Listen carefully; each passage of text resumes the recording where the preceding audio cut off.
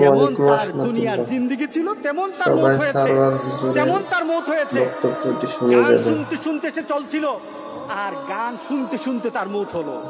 এবার বলেন তো দেখি, তাকে কাল হাসুরের দিন কি কোরআন তেলাওয়াত অবস্থা উঠবে নাকি গান অবস্থা উঠবে? গান বলেন, অবস্থায়, গান তুমি জানো না অবস্থায়। তোমার মৌত কখন? পৃথিবীর কেউ জানে না তার মৌত কখন। সত্যি জানি না সুতরাং আমরা। তোমার মৌতটা যেন এমন না হয়, মৌতের পরে এমন রেকর্ড তোমার দুনিয়াতে থাকবে যে রেকর্ডের কারণে তুমি কবরে শুয়ে শুয়ে গুনাহ পাবা। এমন রেকর্ড যেন তোমাদের না থাকে। আমাদের এমন সতর্ক হওয়া দরকার আছে, আছে কিনা বলেন? সম্মানিত ভাইয়েরা, আপনারা ওয়াজটি শুনলেন। চলুন আমরা ইসলামের পথে চলে যাই। ৫ ওয়াক্ত নামাজ পড়ব, আল্লাহর পথে চলবো, আল্লাহর হুকুম মতো চলবো।